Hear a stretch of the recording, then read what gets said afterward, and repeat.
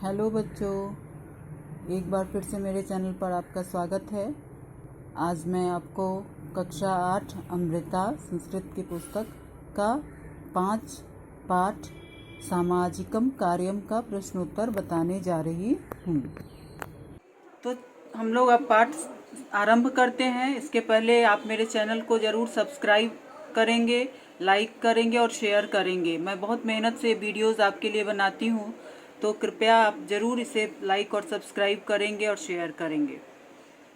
पंचम पाठ सामाजिकम कार्यम। इस पाठ के प्रश्नोत्तर को हम लोग देखते हैं। पहले मौखिक प्रश्न। पहला प्रश्न है, निम्नलिखितानां शब्दानां अर्थम वदत।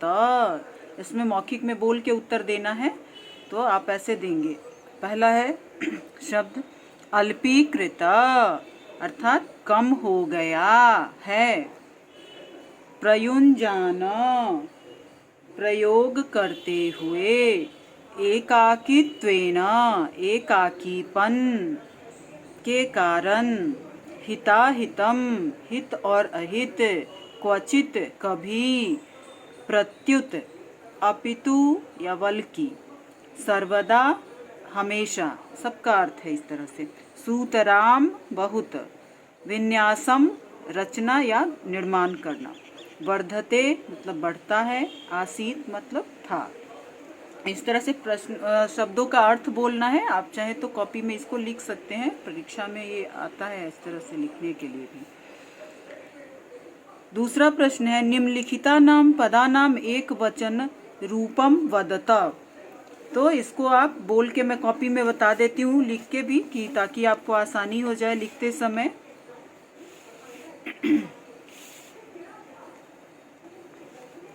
यहाँ पे ये देखेंगे प्रश्न का उत्तर है। पहला है प्रापयन्ति। प्रापयन्ति बहुवचन है, उसको एक वचन में लिखना है। प्रापयति। प्रभवन्ति, प्रभवति। अभवन, अभवत्।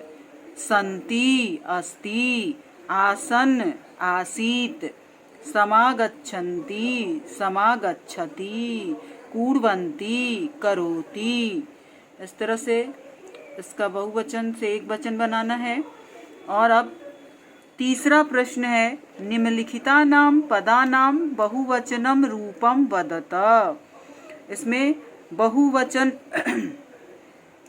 जो शब्द एक वचन दिए गए हैं उसका भी यहाँ भी बहुवचन रूप में देना है।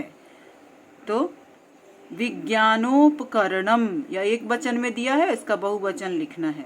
विज्ञानोपकरणानि। फिर यहाँ है महिला। महिला का होगा महिलाः। जनस्य, जनानां। बालकाय, बालकेभ्य। इसी तरह ग्रामे, ग्रामेषु। फलम, फलानि। नदी, नद्य। इस तरह से मौखिक प्रश्न समाप्त होते हैं। अब हम लोग लिखित प्रश्नों को देखते हैं। चौथा प्रश्न है, संधिम कुरुता। तो यहाँ संधि विच्छेद दिया हुआ है और यहाँ संधि करके उसे लिखना है। न जोड़ इदम, नेदम। कह जोड़ चित, कश्चित्। एकः अपि, एको अपि। एकेन अपि, एकेनापि।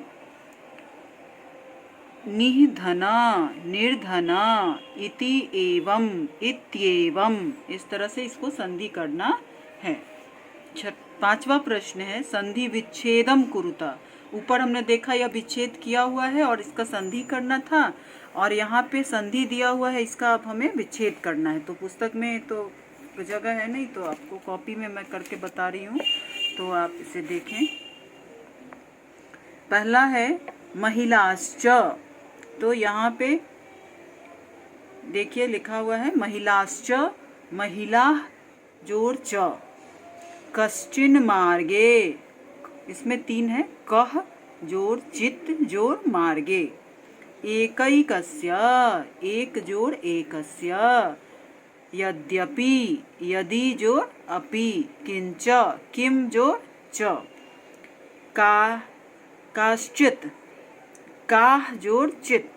संकटोपि, संकटः जोड़ अपि। इस तरह से इन शब्दों का यहाँ संधि विच्छेद करना है और अपने कॉपी में लिखना है आपको। फिर हम प्रश्न देखते हैं, छठा प्रश्न देखते हैं। वाक्य निर्माणम कुरुता। यहाँ पे कुछ शब्द दिए गए हैं, उससे वाक्य निर्माण करना है। तो वाक्य निर्माण मैंने कॉपी में किया है, अब कॉपी के पेज में देखें। वाक्य पहला शब्द है असमर्थः, असमर्थ होना। रामः कार्यं कर्तुम असमर्थः अस्ति। राम कार्य करने में असमर्थ है। इदानीम, इस समय। इदानीम परोपकारकः न दृश्यते, इस समय परोपकारी लोग नहीं दिखाई पड़ते हैं। वृद्धः, वृद्धः जनः सेवा योग्यम भवति, वृद्धों की सेवा करनी चाहिए, इसलिए वृद्ध जन सेवा के योग्य होते हैं। पतति, वृक्षात् पत्रम पतति। गमिष्यामि, अहम विद्यालयम गमिष्यामि, मैं विद्यालय में जाता हूँ। वर्तते, भारतस्य दक्षिण दिशायां हिंद महासागरः वर्तते, भारत के दक्षिण दिशा में हिंद महासागर है। आसीत, सीवी रमन एक वैज्ञानिक आसीत, सीवी रमन एक वैज्ञानिक थे। इस तरह से यह आप वाक्य निर्माण कर सकते हैं। आप अपनी मर्जी से कुछ और वाक्य भी बना सकते हैं। और अब हम सातवां प्रश्न देखते हैं, इसमें खाली जगहों को भरना है। मंजूषातः शब्दम चित्वा रिक्त स्थानानि पूर्यत। यह मैं आपको गृह कार्य के रूप में, होमवर्क के रूप में दे रही हूँ। इसके प्रश्नों के उत्तर ऊपर लिखे हुए हैं, अक्षर दिए गए हैं किसमें कौन सा भरा जाएगा। तो कृपया आप इसे स्वयं करें और कॉपी में बनाएं। अब हम लोग आठवें प्रश्न की ओर देखते हैं। प्रकृति प्रत्यय विभागम कुरुता। इसमें प्रकृति प्रत्यय दिया है। प्रकृति मतलब मूल शब्द। आप इन सब चीज़ों के लिए मेरा दूसरा वीडियो ज़रूर देखेंगे। पार्ट 2 के वीडियो में पाठ को कैसे बनाना है वो सारा दिया गया है समझने के लिए, इसलिए इसमें संक्षेप में ही बता रही हूँ। प्रकृति मतलब मूल शब्द और उसमें कौन सा प्रत्यय लगा है उस शब्द में, ये बताना। जैसे पहला शब्द कुछ कॉपी पर कर दी हूँ और कुछ किताब में ही की हूँ। यहाँ पे देखेंगे आप, पहला शब्द है भवितुम। इसमें भू धातु है, मूल शब्द है धातु, और तुमुन प्रत्यय लगाकर यह बना भवितुम। दूसरा शब्द है निर्मातुम। इसमें निस उपसर्ग लगा है, माँ प्रत्यय, माँ क्रिया है, धातु है, और तुमुन प्रत्यय है। निस उपसर्ग, माँ धातु और तुमुन प्रत्यय लगाकर निर्मातुम। उसी तरह गंतव्य शब्द में गम जो है वो धातु है और तबियत प्रत्यय लगा के गंतव्य। बाकी इस पुस्तक में भी कुछ कर दी हूँ। आसन शब्द है, आसन में अस धातु है, यह लंग लकार की क्रिया है और बहुवचनीय रूप है। समागत्य, इसमें यह गम धातु है, मूल शब्द गम है और उसमें दो उपसर्ग लगे हैं, सम और आ। सम आ गम प्लस ल्यप और ल्यप प्रत्यय लगा के यह समागत्य बना शब्द। पठितः शब्द में पठ धातु है और अक्तः प्रत्यय से पठितः बना। अब हम लोग प्रश्न 9 देखते हैं। इसमें सुमेलनम कुरुता, मेल करना है, मैच करना है। तो यहाँ पे आपको एक तरफ क ख ग घ अंग और एक तरफ 1 2 3 4 5 दिया है। तो मैंने इसका उत्तर यहाँ क का उत्तर एक के जहाँ सामने जो जिसके सामने है वो इस तरफ उत्तर मैंने लिख दिया है। जैसे कि एक उदाहरण बस बता देती हूँ, बाकी आप होमवर्क के रूप में इसे देख के करेंगे। मानवस्य एकाकीत्वेन, तो क है इसका उत्तर, ये दूसरा नंबर है। स्वार्थवादः उदित, तो क का 2, उसी तरह बाकियों का यहाँ पे लगाया हुआ है, क ग अंग घ ख ऐसे करके, तो आप इससे मिलाएंगे, ये आपका होमवर्क रहेगा। 10वां प्रश्न हम लोग देखते हैं। विपरीतार्थक शब्दयो सुमेलनम कुरुता। ये उल्टा शब्द, विपरीत अर्थ वाले शब्द हैं, आप पढ़े होंगे। तो विपरीतार्थक शब्द संस्कृत के हैं, इसे हम लोग देखते हैं। एक तरफ अ खंड है और दूसरे तरफ आ खंड। एक अ में क ख ग घ अंग च छ दिया है और इधर 1 2 उसी तरह। किसका कौन है यहाँ भी मैंने उसी मिलान करो की तरह ही लिख दिया है, फिर भी मैं बोल के बताती हूँ। जैसे है गच्छति, जाता है। तो इसका हो जाएगा आगच्छति, आता है। उसी तरह उचितम, तो इसका हो जाएगा यहाँ अनुचितम, ख का यहाँ एक आंसर। तदानीम, तो इसका हो जाएगा इदानीम, तब और अब। समर्थः, तो यहाँ समर्थः का हो जाएगा पांचवा असमर्थः। रिक्त मीन्स खाली होता है, तो रिक्तः का हो जाएगा पूर्ण मतलब भरा हुआ, अंगः का 4। सफल, सफलम, तो यहाँ 3 हो जाएगा असफलम, समझते हैं सफल का मतलब सफल होना। कर्तव्य 6 है, कर्तव्य का हो जाएगा अकर्तव्य। इस तरह से यह प्रश्न हुआ समाप्त। अब 11वां प्रश्न में है उदाहरणानुसारम अव्यय पदानि चिनुत। इसमें एक उदाहरण दिया है और उसमें से अव्यय शब्द को चुनकर लिखना है। जैसे उदाहरण है शीला स्वः ग्रामम गमिष्यति, शीला कल गांव जाएगी। तो यहाँ स्व शब्द जो है वह अव्यय शब्द है, उसको चुन के लिखना है। उसी तरह अगला प्रश्न अब हम लोग देखते हैं वैभवी कुत्र गमिष्यति। यहाँ इस शब्द में कुत्र शब्द जो है वो अव्यय शब्द है।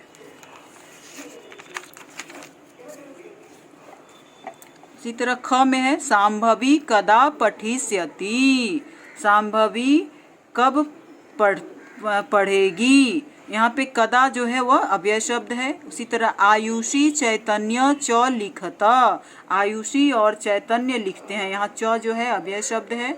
जावेद उच्चई अहसत, जावेद जोर जोर से हंसता है, तो हंसता था, तो उच्चई शब्द जो है यहाँ अव्यय है। जॉन सर्वदा सत्यम वदति, जॉन हमेशा सत्य बोलता है, यहाँ पे सर्वदा शब्द अव्यय है। अब 12वें प्रश्न को हम लोग देखते हैं। रेखांकित पदेषु प्रयुक्ताम विभक्तिम लिखित। यहाँ पे देख रहे हैं आप लाल और रंग से कुछ शब्द दिए गए हैं और अंडरलाइन किया गया है, उसका विभक्ति लिखना है। तो यहाँ बगल में मैंने आंसर लिख दिया है, आप ध्यान से वीडियो को देखिएगा और लिख लीजिएगा कॉपी में।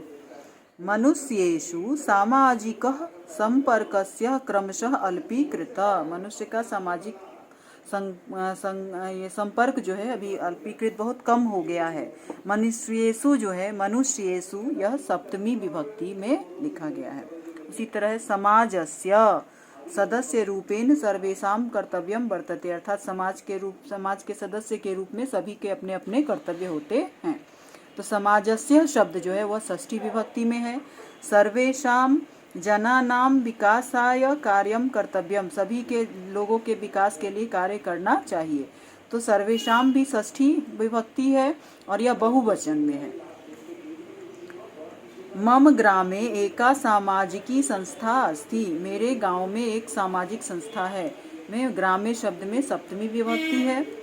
इसी तरह जनई सामाजिकम कार्यम कर्तव्यम, लोगों को सामाजिक कार्य करना चाहिए, कर्तव्य है इनका।